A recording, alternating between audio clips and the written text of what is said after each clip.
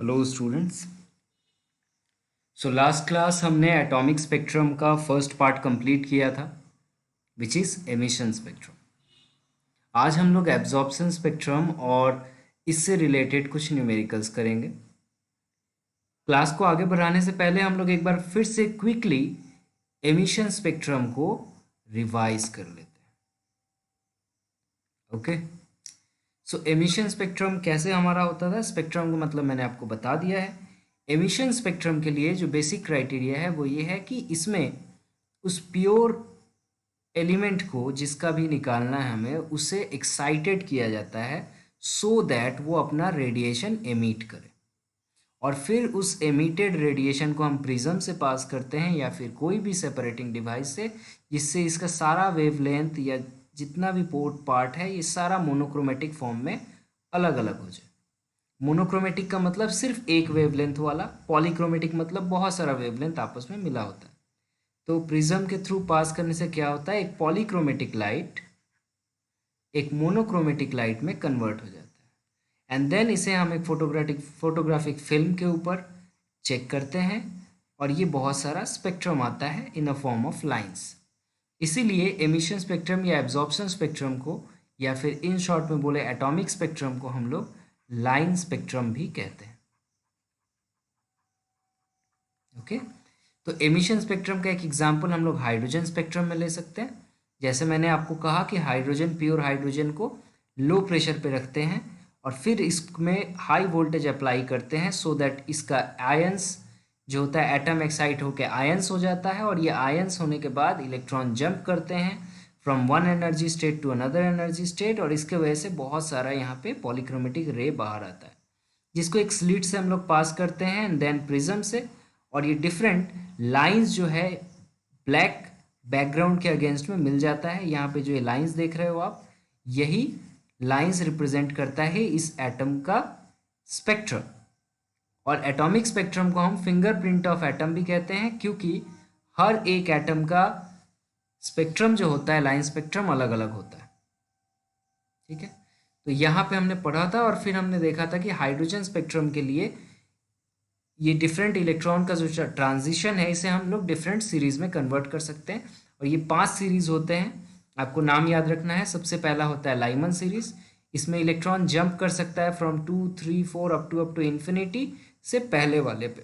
तो कहीं से भी अगर आप फर्स्ट वाले ऑर्बिट पे जंप करोगे तो जो रेडिएशन आउट होगा वो अल्ट्रा वायलेट रेंज में होगा।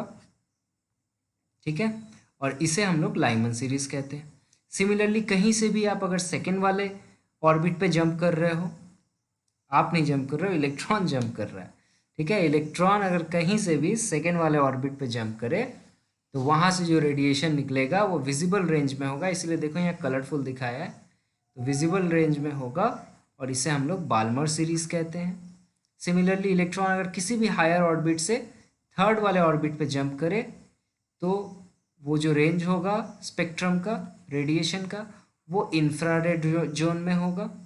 Similarly bracket and P fund हम लोग एक्सप्लेन कर सकते हैं।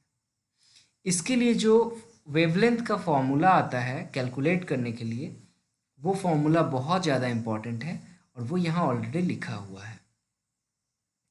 तो हाइड्रोजन स्पेक्ट्रम इन जनरल जो ये फॉर्मूला होता है वो ये वाला है, फर्स्ट वाला। इन जनरल यही फॉर्मूला होता है दैट 1/λ 1/वेवलेंथ is equal to R N को हम लोग राइडबर्ग कांस्टेंट कहते हैं।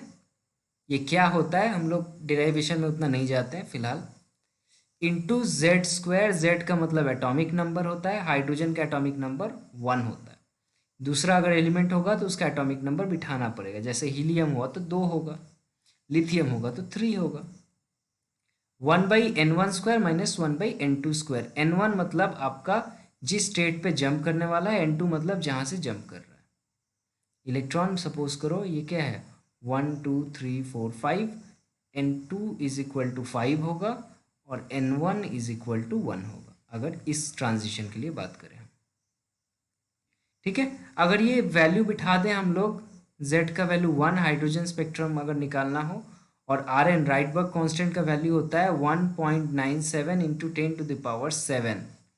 ठीक है, 10⁻7 बैठाओगे, यहाँ पे ये सेंटीमीटर में लिखा है पर मीटर वाला वैल्यू याद रखा करो, तो ये रह जाएगा मीटर इनवर्स में, क्योंकि वेवलेंथ का यूनिट आप मीटर में लिखोगे तो 1/λ क्या हो जाएगा यूनिट, मीटर इनवर्स हो जाएगा। ये वैल्यू आपको याद रखना होगा, एग्जाम में नहीं देता है तो ये मुझसे मत कहना कि एग्जाम में क्यों नहीं दिया, आप इसे याद रखेंगे 1.097 × 10⁻7। तो ये था एमिशन स्पेक्ट्रम जो हम लोग पढ़ चुके थे। यहाँ से न्यूमेरिकल आता है, हम लोग थोड़ा देर में देखेंगे इसको। नेक्स्ट आता है एब्जॉर्प्शन स्पेक्ट्रम। एब्जॉर्प्शन स्पेक्ट्रम जो है ये काफ़ी आसानी से निकाला जा सकता है comparison to your emission spectrum, लेकिन एब्जॉर्प्शन स्पेक्ट्रम जो है इसमें थोड़ा प्रॉब्लम भी है, क्योंकि इसमें जो लाइन एब्जॉर्ब होते हैं उतने ज़्यादा क्लियर नहीं होते हैं। फिर भी आसानी के तौर पे अगर माना जाए तो सबसे आसान तरीका है फाइंड आउट करने का एब्जॉर्प्शन स्पेक्ट्रम। इसमें हम क्या करते हैं, इसमें कॉन्टिन्यूअस इलेक्ट्रोमैग्नेटिक वेव लाइट को, ठीक है, जिसमें बहुत सारा वेवलेंथ हो, जिसका रेंज सपोज करो आपका ultraviolet, infrared, visible light इस रेंज में हो, ऐसा एक रेडिएशन को हम लोग यहाँ से पास करते हैं। फॉर एग्जाम्पल अभी साधारण भाषा में समझने के लिए याद रखो, वाइट लाइट को ही मान लो पास किया। वाइट लाइट में कितने सारे कलर्स होते हैं आपको पता है, कितने सारे वेवलेंथ होते हैं, 400 नैनोमीटर से लेके ये 700 नैनोमीटर तक। अब मान लो 400 से 401, 402, 403 ऐसे करते करते 700 नैनोमीटर तक इतने सारे वेवलेंथ इसमें अवेलेबल है वाइट लाइट में। तो इस वाइट लाइट को यहाँ से हम लोग पास करते हैं। उसके बाद जिस सैंपल का या जिस एटम का हमें एब्जॉर्प्शन स्पेक्ट्रम निकालना है, उस एब्जॉर्प्शन सैंपल को हम यहाँ रखते हैं। या तो मोल्टन स्टेट में रखा जाता है, या फिर वेपर स्टेट में रखा जाता है, या फिर सॉल्यूशन स्टेट में रखा जाता है। ठीक है, इस सॉल्यूशन स्टेट से जब हम इस रेडिएशन को पास करते हैं तो इसमें से जिस वेवलेंथ को लेके कोई एक पर्टिकुलर इलेक्ट्रॉन एक्साइटेड हो जाएगा, मान लो यहाँ से एक वेव आ रहा है, ठीक है, और ये वेवलेंथ, ये जो एनर्जी गैप है ये पर्टिकुलर इस वेवलेंथ को एब्जॉर्ब कर लेता है। तो जैसे ही ये वेवलेंथ यहाँ पहुँचेगा ना, ये इलेक्ट्रॉन एक्साइट हो जाएगा और ये इस एनर्जी को एब्जॉर्ब करके ऊपर भाग जाएगा। ठीक है, मान लो यहाँ से λ1, λ2, λ3 अप टू λn सारे यहाँ पे आ रहे थे, जिसमें से λ1 जो था वही एब्जॉर्ब हो सकता है, क्योंकि एनर्जी गैप जो है उस लैम्डा के बराबर है। एनर्जी और लैम्डा में क्या रिलेशन है हम लोग देखेंगे थोड़ी देर बाद। तो क्या होगा, ये यहाँ एब्जॉर्ब हो जाएगा λ1 और यहाँ से सारे रेडिएशन बाहर चले जाएंगे, सिर्फ λ1 नहीं रहेगा। तो λ2 है, λ3 है, λ4 है, अप टू λn है, λ1 गायब हो जाएगा, एब्जॉर्ब हो जाएगा। तो λ1 अगर एब्जॉर्ब हो जाएगा तो सारा कलर रहेगा और बीच में से थोड़ा सा एक ब्लैक कलर का बैकग्राउंड में वहाँ से स्ट्रिप गायब हो गया हो। तो जो कलर या जो वेवलेंथ एब्जॉर्ब हो जाएगा वो ब्लैक हो जाएगा, वहाँ पे नहीं दिखेगा आउटपुट में, और इसीलिए इसको एब्जॉर्प्शन स्पेक्ट्रम कहा जाता है। तो देखो यहाँ क्या हो रहा है, वैसे ये पॉलीक्रोमेटिक लाइट है,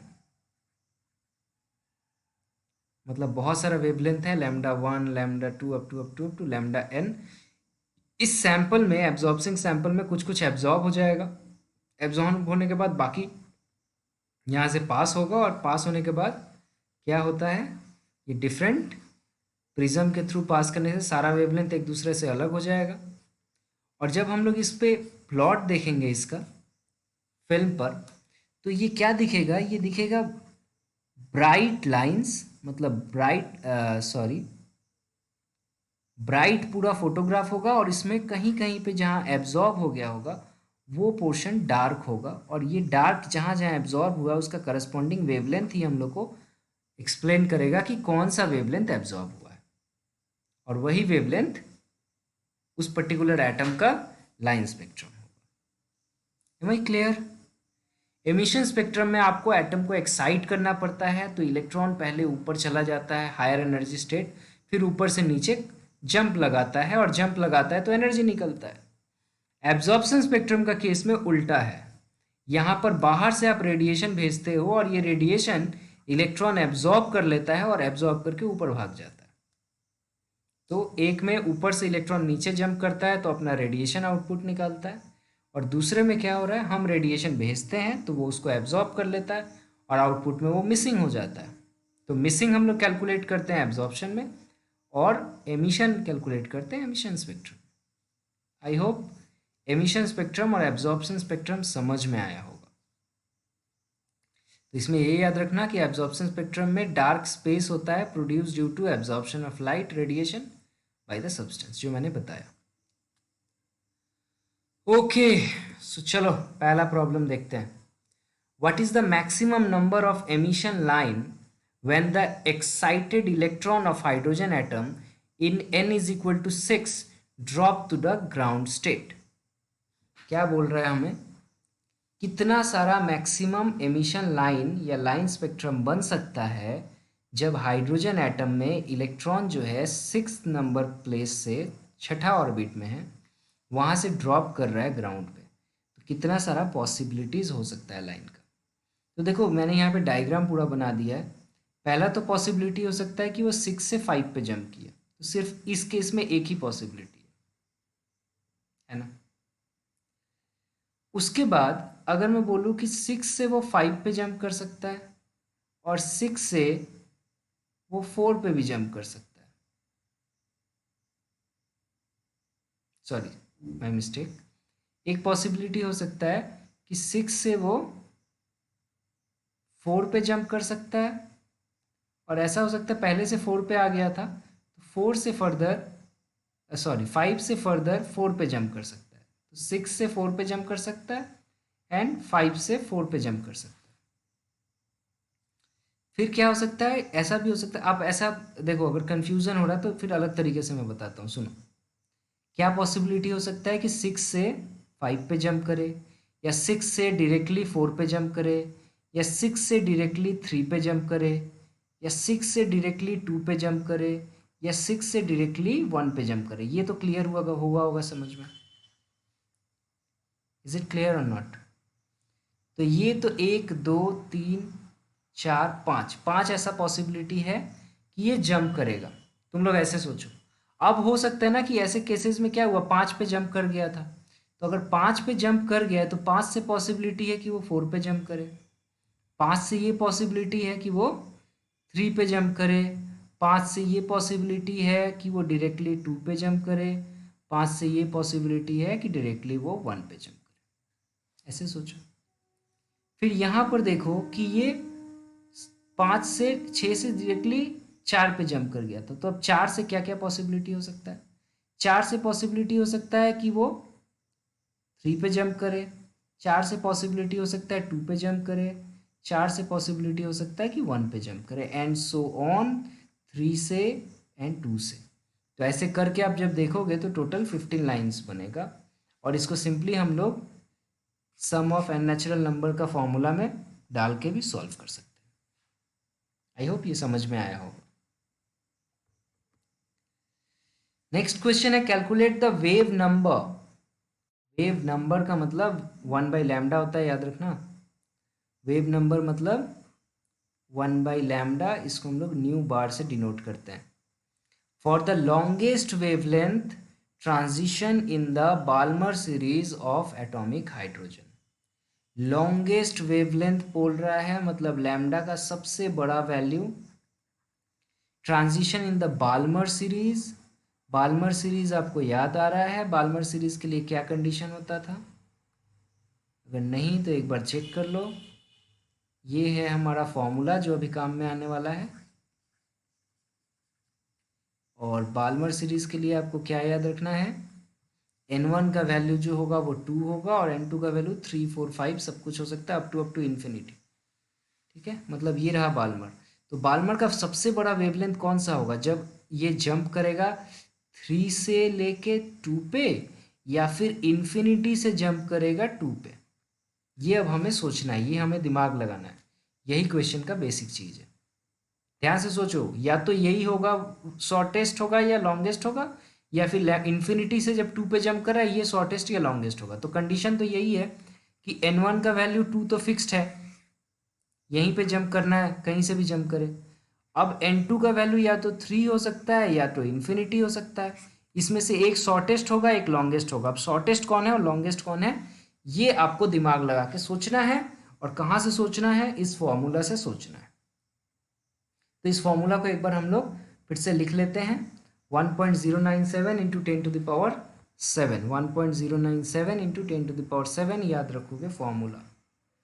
So 1 by lambda is equal to 1.097 into 10 to the power 7, 1 by n1 square minus 1 by n2 square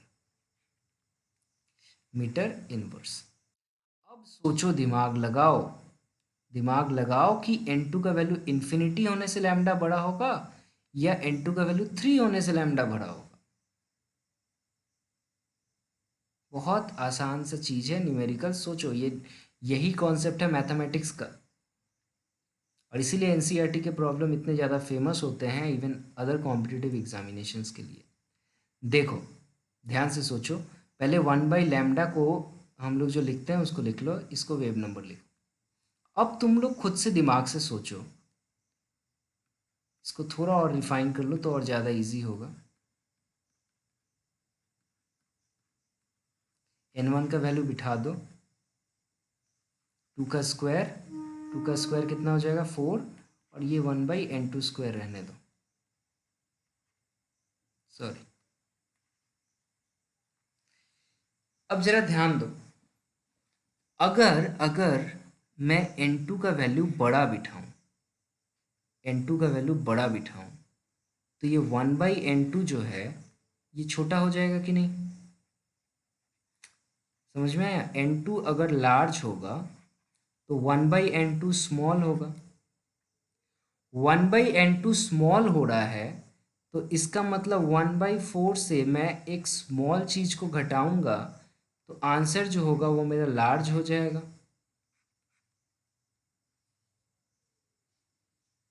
ध्यान से सोचो, n2 जो है उसको मैं लार्ज किया, n2 जो है मेरा वो लार्ज किया तो 1/n2 जो हो गया वो स्मॉल हो गया। 1/n2 स्मॉल हो गया, इन्फिनिटी बिठा देंगे तो ज़ीरो हो जाएगा, सिंपल सा बात है। n2 का वैल्यू इन्फिनिटी बिठा दोगे तो 1/n2 ज़ीरो हो जाएगा, कुछ भी नहीं घटेगा।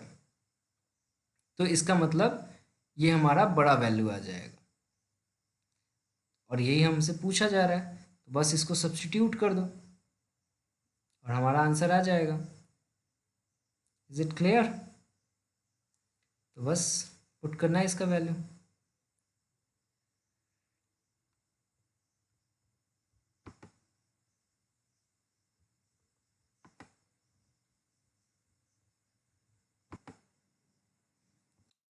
अगर नहीं समझ में आया मैं एक बार फिर से बताता हूँ इस चीज़ को, एक बार फिर से सोचो। देखो, मैंने क्या कहा, 1/n2 जो है, n2 का वैल्यू मैं अगर स्मॉल ले लूँ, सॉरी n2 का वैल्यू अगर मैं लार्ज ले लूँ, इन्फिनिटी ले लूँ, सब चलो इसको इन्फिनिटी ले लिया, तो ये ज़ीरो हो जाएगा, और 1/4 से कुछ भी सब्ट्रैक्ट नहीं हो रहा, मतलब ये वैल्यू लार्ज हो जाएगा। इसका मतलब 1/λ का 1/λ या न्यू का वैल्यू जो है ये लार्ज आ गया, और न्यू बार जो है ये 1/λ होता है, तो अगर ये लार्ज है तो लैम्डा स्मॉल हो जाएगा। लेकिन हमसे क्या पूछा है, लॉन्गेस्ट वेवलेंथ है, इसका मतलब n2 का वैल्यू लार्ज लेने से नहीं होगा। इसका मतलब लैम्डा लार्ज होने का मतलब n2 का वैल्यू स्मॉल लेना पड़ेगा। Is it clear? इसको अगर आप लोगों को नहीं समझ में आ रहा तो आप इसको सिंपली दोनों वैल्यू पुट करके चेक कर सकते हो, लेकिन ये काफ़ी मैथमेटिक्स का सिंपल सा इनइक्वालिटी है। So 1/λ is equal to value आप लिखो 1.097 into 10⁻7, 1/n1 square minus 1/n2 square metre inverse. यहाँ n1 का वैल्यू 2 होगा और n2 का वैल्यू 3 होगा फॉर लार्जेस्ट लैम्डा। देयरफॉर 1/λ का वैल्यू आ जाएगा 1.097 into 10⁻7, 1/2 square minus 1/3 square. So 1/λ is equal to 1.097 into 10⁻7, 1/4 minus 1/9। So ultimately इसका आंसर जो होगा वो आएगा अप्रॉक्सीमेटली आपका 1.523 इंटू 10⁶।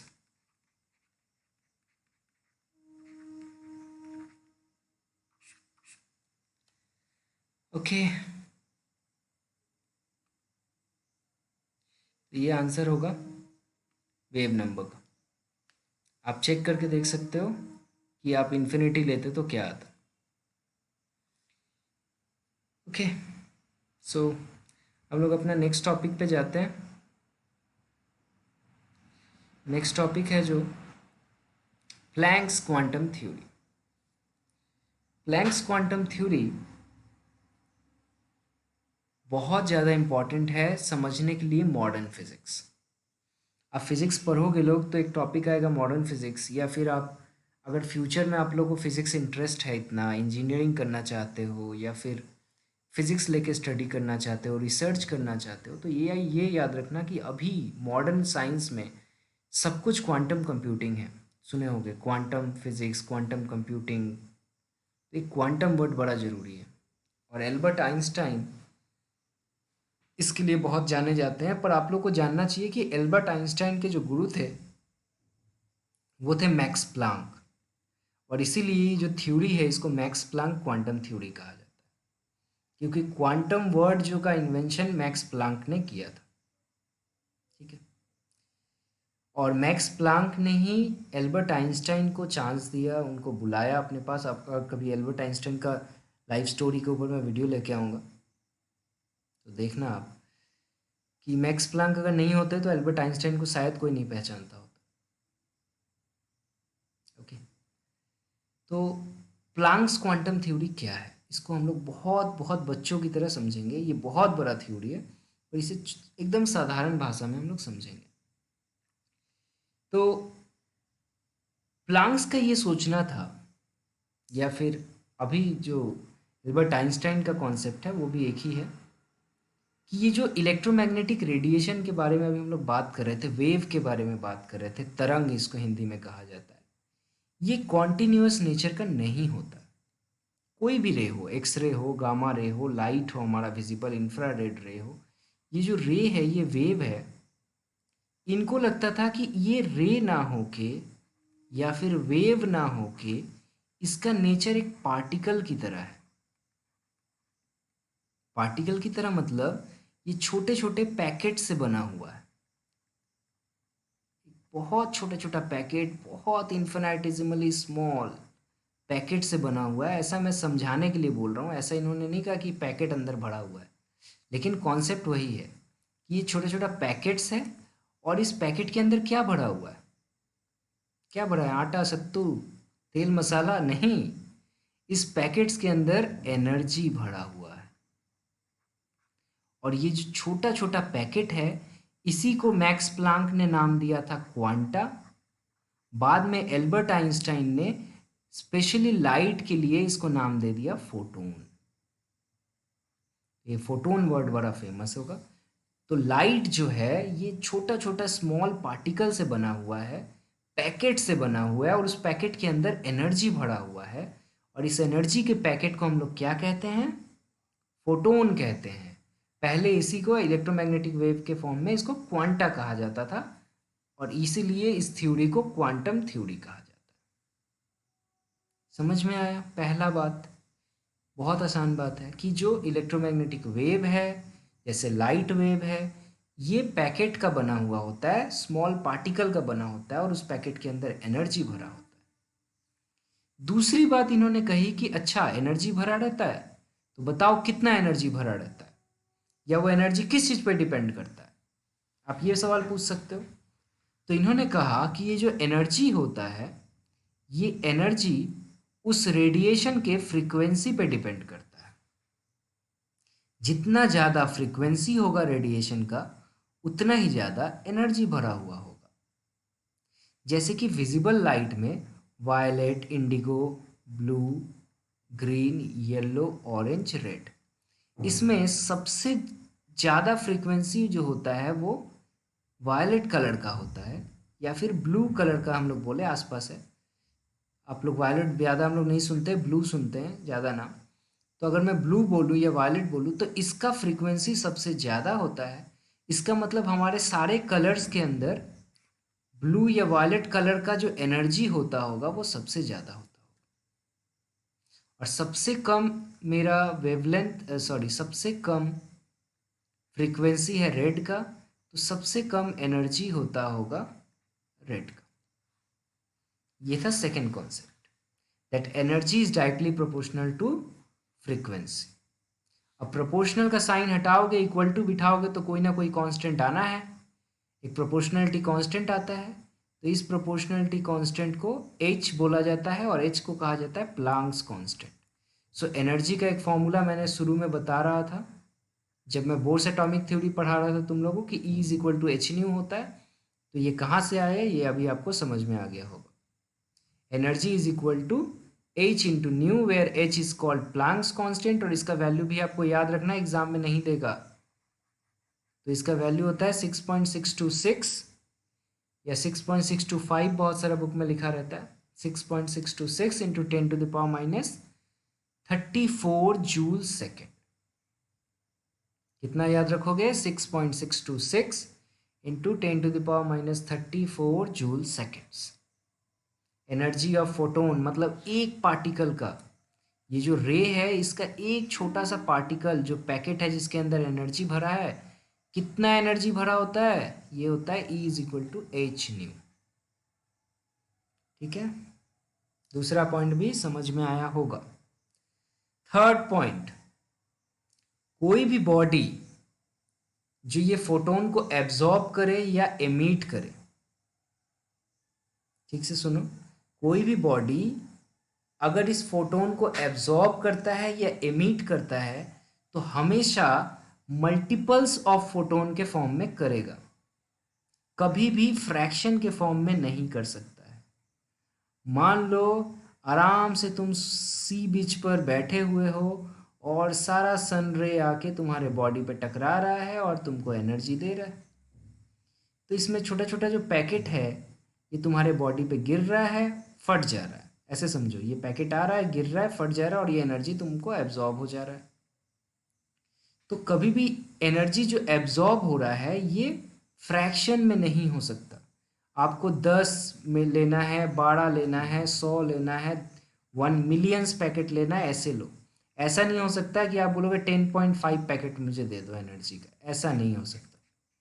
पैकेट्स ऑलवेज जो होंगे वो होल नंबर मल्टीपल में एब्जॉर्ब होंगे, कभी भी फ्रैक्शन में नहीं होंगे।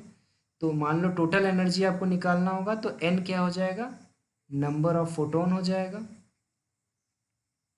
और h न्यू क्या है? एक फोटोन का एनर्जी। तो एक फोटोन की एनर्जी से नंबर ऑफ फोटोन को मल्टीप्लाई कर दो, हो गया। तो ये जो मैक्स प्लैंक का थ्योरी था ये बड़ा ही रिवोल्यूशनरी थ्योरी था, और इसको एल्बर्ट आइंस्टाइन बहुत स्टडी करते थे और आगे पढ़ते थे। उनका भी थ्योरी कुछ ऐसा ही था। तो ये जो कॉन्सेप्ट है एक वेव का पार्टिकल नेचर, ये फ्यूचर में जाके हमारा dual nature of wave and particle का आउटपुट बनेगा, कि पार्टिकल का वेव नेचर हो सकता है और वेव का पार्टिकल नेचर हो सकता है। इसीलिए इसको कहते हैं डुअल नेचर ऑफ वेव। समझ में आया? एक बड़ा ही कॉम्प्लिकेटेड थ्योरी को मैंने बहुत ही इजी शब्दों में समझाया है। कोशिश करो, अगर नहीं समझ में आया तो वीडियो को एक बार और रिवाइंड करके देखो, मुझे डाउट्स जो हो वो पूछो। ओके, यहाँ से देखो किस तरह के न्यूमेरिकल पूछे जाते हैं। जैसे बोला है what is the number of photon of light with a wavelength of 400 picometre that provides 1 joule of energy. चलो ये बहुत बहुत कॉम्प्लिकेटेड हो गया। इस प्रॉब्लम को करने से पहले मैं सिंपली आपको बता दूं कि अगर आपको वेवलेंथ दिया हो तो एनर्जी कैसे निकालना है, पहले तो ये तो सीख लो। मान लो आपको वेवलेंथ दे दिया है, वो है 400 पिकोमीटर, 4000 पिकोमीटर। 4000 पिको का मतलब आपको पता है कितना होता है, उसको पुट करो और इसको पहले मीटर में कन्वर्ट कर लो।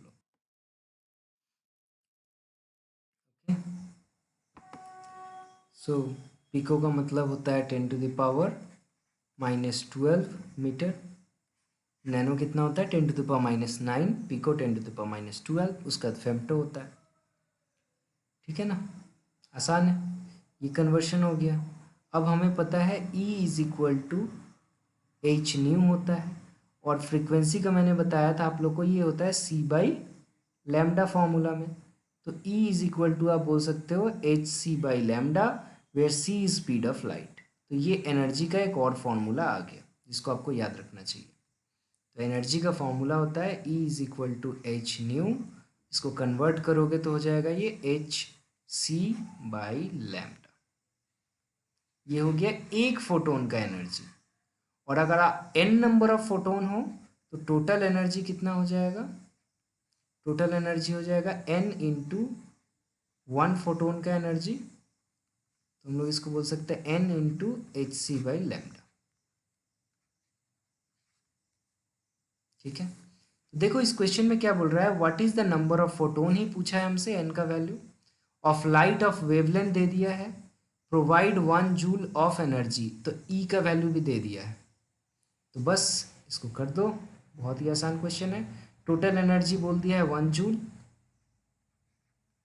एन का वैल्यू पूछा है, और एच का वैल्यू आपको पता भी था, अभी अभी मैंने बताया आपको, यहाँ देख सकते हो प्रीवियस स्लाइड में 6.626 इंटू 10⁻34 जूल सेकेंड।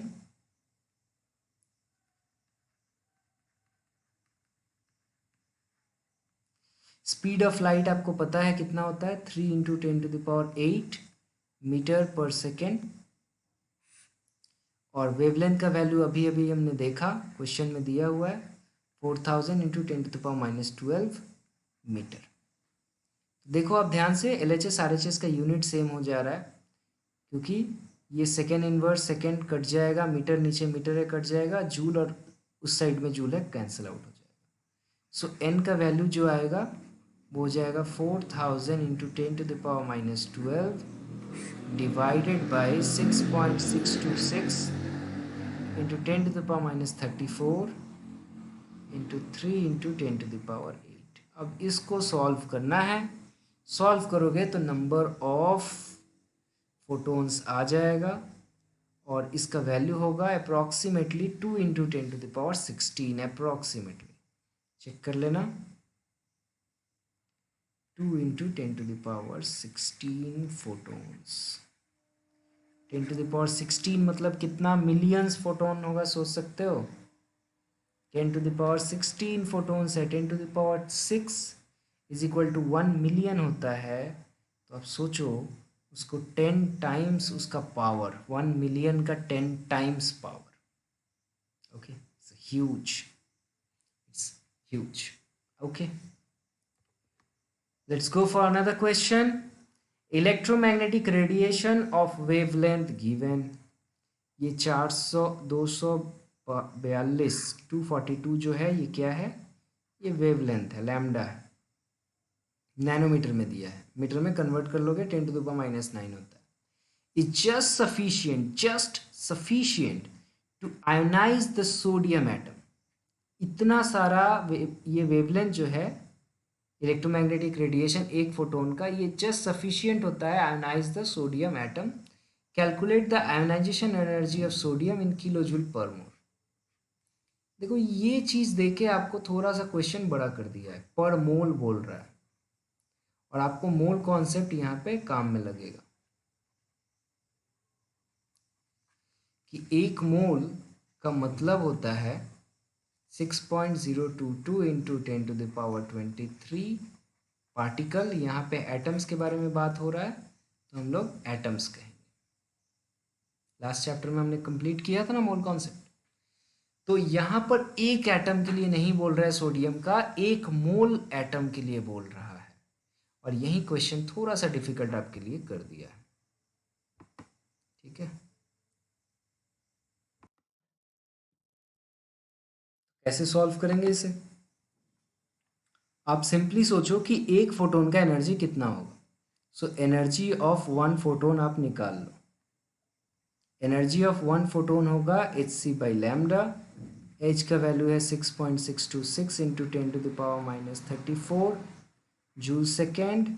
सी का वैल्यू है 3 इंटू 10⁸ मीटर पर सेकेंड, और लैम्डा का वैल्यू है 4242 इंटू 10⁻⁹ मीटर। ठीक है, ये आ गया एक फोटोन का एनर्जी। इसको कैलकुलेट अगर आप कर सकते हो कर लो, इसका वैल्यू आ जाएगा। उसके बाद हमें पूछ रहा है कि एक फोटोन के लिए नहीं, एक एटम के लिए नहीं, एक मोल एटम के लिए कितना एनर्जी लगेगा। तो आपको जस्ट क्या करना है, टोटल एनर्जी जो हो जाएगा वो हो जाएगा Avogadro's number into photon energy. So Avogadro's number होता है 6.022 इंटू 10⁻23। और उसके बाद ये सारा वैल्यू जो है, इसका वैल्यू मान लो x आया था, तो ये वैल्यू यहाँ पुट करो और इसको कैलकुलेट कर लो। कैलकुलेट करके ज़रा देखना इसका आंसर 494 किलो जूल पर मोल आ रहा है कि नहीं। ओके, सो 494 किलो जूल पर मोल।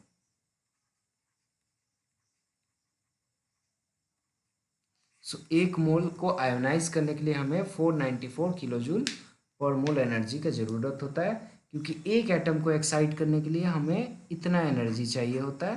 तो एक मोल एनर्जी को एक्साइट करने के लिए इतना चाहिए होता है। बहुत ही आसान क्वेश्चन पूछे जाते हैं, बस आपको जो पिछले चैप्टर्स को पढ़ रहे हो उसको भूलो मत, उसको रिवीजन करते रहो। चलो लास्ट क्वेश्चन करते हैं। बोल रहा है 25 वाट का बल्ब है जो मोनोक्रोमेटिक येलो लाइट निकाल रहा है। मोनोक्रोमेटिक मतलब एक ही वेवलेंथ का येलो लाइट निकाल रहा है। मोनोक्रोमेटिक मतलब सिर्फ इसका एक पर्टिकुलर वेवलेंथ होगा, और वो जो वेवलेंथ है वो है इतना माइक्रोमीटर, 0.57 लैम्डा जो है वो है 0.57 माइक्रोमीटर। इसको आप लिख सकते हैं 0.57 इंटू 10⁻⁻6 मीटर।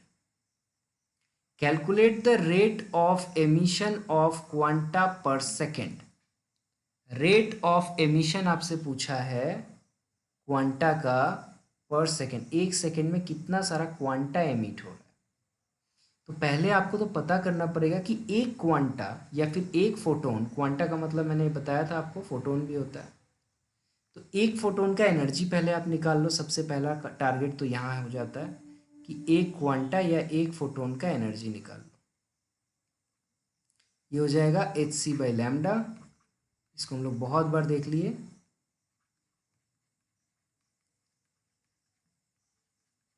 सारा वैल्यूज पुट करो।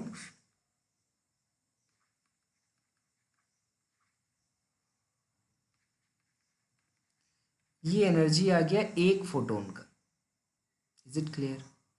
अब हमें पता करना होगा कि 25 वॉट का जो बल्ब जल रहा है इसमें ये जो पावर है, वाट किसका यूनिट होता है, पावर का, और पावर इज इक्वल टू क्या होता है, एनर्जी बाई टाइम। तो एक सेकेंड में कितना सारा एनर्जी एमिट हो रहा है, और उस एनर्जी को आप फोटोन के एनर्जी से अगर डिवाइड कर दोगे नंबर ऑफ फोटोन मिल जाएगा। मैंने क्या कहा फिर से बोलूँ, power is equal to energy by time होता है। आपको क्या निकालना है कि एक सेकेंड में कितना एनर्जी एमिट हो रहा है, और कितना एनर्जी एमिट हो रहा है इससे अगर मैं फोटोन एनर्जी को डिवाइड कर दूं तो मुझे पता चल जाएगा कि एक सेकेंड में कितना सारा फोटोन एमिट हो रहा है। ओके, आई होप ये समझ में आया होगा।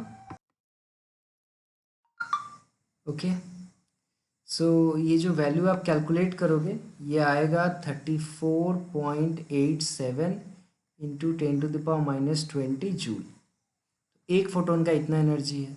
फर्दर जो पावर गिवन है वो है 25 वाट। वाट का मतलब आपको पता होगा कि इसका मतलब हम लोग बोल सकते हैं 25 जूल पर सेकेंड, या इसको हम लोग ऐसे भी रीड कर सकते हैं कि इन 1 second 25 joule of energy emit. एक सेकेंड में 25 जूल एनर्जी एमिट हो रहा है, तो एक सेकेंड में इस 25 जूल से आप एक फोटोन का एनर्जी को डिवाइड कर दोगे तो नंबर ऑफ फोटोन मिल जाएगा। सो 25 divided by 34.87 into 10⁻⁻20 number of photon emitted. तो इसको आप कैलकुलेट करोगे तो ये आंसर आ जाएगा, और इसका वैल्यू होगा अप्रॉक्सीमेटली 6.17 इंटू 10⁻19। 7.17 इंटू 10⁻19 पर सेकेंड। इतना सारा फोटोन एमिट होगा 1 सेकेंड। सो आई होप ये क्वेश्चन समझ में आया होगा। और ये क्वेश्चन स्क्रीन पे जो है ये आप सॉल्व करोगे। वीडियो बहुत लंबा हो गया, इसको कैलकुलेट करना, डाउट होगा तो मुझसे पूछना। नेक्स्ट क्लास हम लोग कंप्लीट करेंगे फोटो इलेक्ट्रिक इफेक्ट। ठीक है, इसके लिए 1921 में एल्बर्ट आइंस्टाइन को नोबेल प्राइज़ मिला था इसको एक्सप्लेन करने के लिए। एंड देन इससे कुछ न्यूमेरिकल्स करेंगे एंड देन हम आ जाएंगे dual behaviour of electromagnetic radiation के ऊपर। Okay, till then thank you.